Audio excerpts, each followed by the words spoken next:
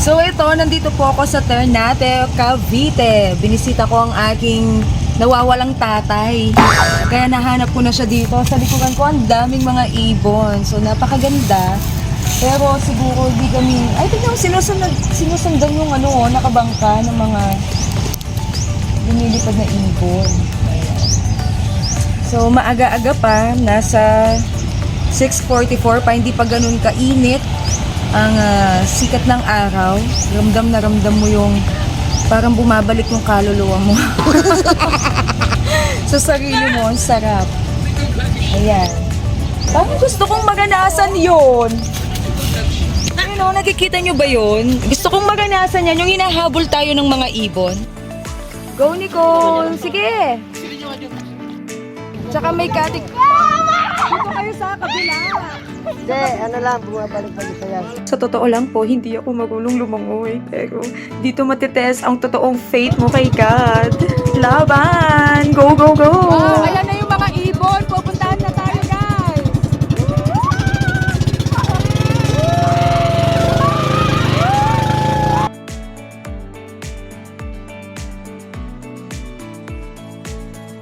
Hi!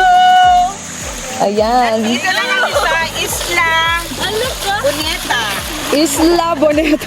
Gumawa ng pangalan na. Ito, nakarating na tayo sa Cayugno Island at kami lang ang nandirito. Kita nyo naman, no? Napaka linaw ng tubig. Woo! Kami lang. Low tide po. Low tide. Tingin dito.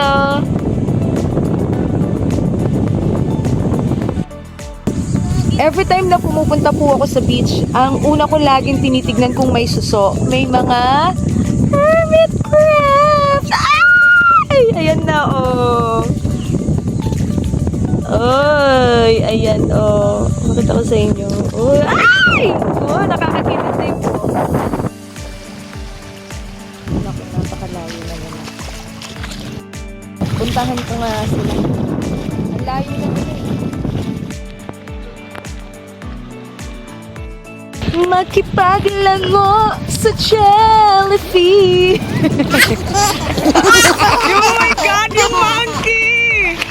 Hindi ko na video yung monkey. Walang yung monkey na yan. So yung monkey, kinuha niya yung chichirya namin. Inagawan kami. Ang bilis eh. Ang bilis niya. So gagawin natin, magpapain tayo. Maglalagay tayo ng chichirya doon. Abangan namin. Abangan natin siya kung kukunin niya yung chichirya ulit. Ayan, painan siya. Tagal kasi lagi tayong konti. Kaya doon tayo para lumapit. Okay, ang kukunin. Yun na. Hi, monkey!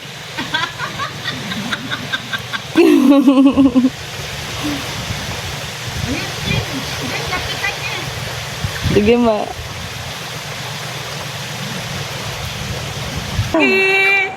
Kita nyo kung gaano katakaw talaga, no? So, sabihin nyo sa amin, ano yung nakuha nyo? Jellyfish! Jellyfish. Yes! Patingin nga ng jellyfish. Hindi nyo talaga tinantanan yung jellyfish na yan, no? Maliit. Actually, kanina pa yung isdang yan. Sinasamahan nyo si jellyfish. Okay. Tayo ay mag-fishing. Try natin mag-fishing. Kailangan muna nating mamingwit ng isda. Kundi, wala tayong makakain for lunch. Tingnan natin yung pang-bake. May kasama pang cake. Ayun, may isda!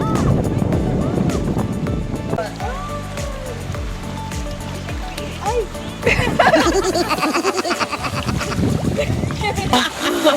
Ayun, no, buhay na buhay pa siya. O, tingnan ko. Naghihingalo siya, guys. Ang ganitong uri ng isda ay hindi gaanong kilala o underrated na tinatawag na spadefish. Alam nyo ba na may malambot itong laman at maaaring kainin? Ngunit, hindi ito gaanong binibigyang pansin kumpara sa ibang isdang pang-ulam tulad ng tilapia, galunggong, bangus, at iba pang mga hinahain sa hapagkainan. Then, ayan o, ano pa siya, tumitibok-tibok pa yung hasang niya.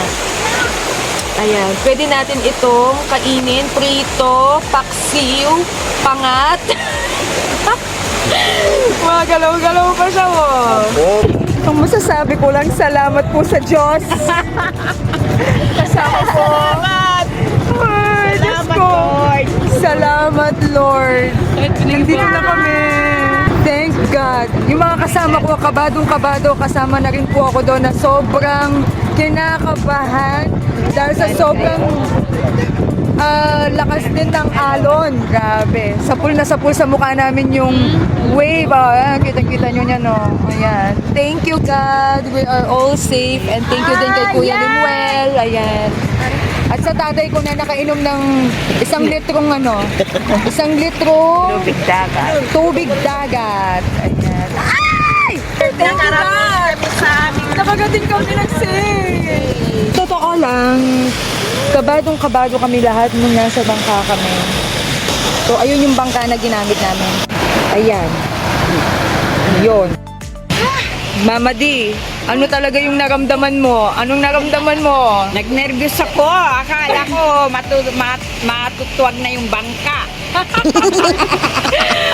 Wala namin talaga matutumba na yung bangka. Ang lakas ng alon. Grabe. Yung mapapadasal ka ng Lord, sana malapit na. Sana makagating na kami doon sa may sa destination namin. Diyos ko. So, sulit ba yung 250 natin per head? Para tayo nag-boat ride. Grabe. Nature, ano yan? Nature adventure. Ayan. Adventure. So, ito ang ating nabit-bit, nabingwit ng mga fish. Sa 200 steps. Magto 200 steps po tayo. Ay, pinagod. Gutom na kami.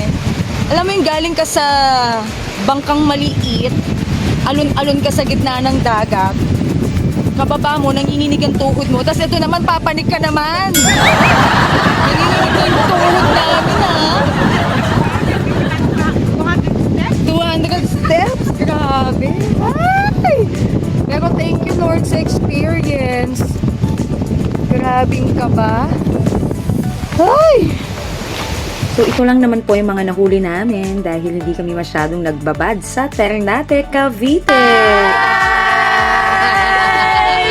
Tunay nga na hindi maitataboy ng pagod ang pagmamahal. Kahit pa abala tayo sa trabaho, maging busy sa buhay, o pagod sa mga problema, hindi kailanman dapat mawawalan ng oras para sa mga taong pinakamahalaga sa ating buhay. Hanggang sa muli!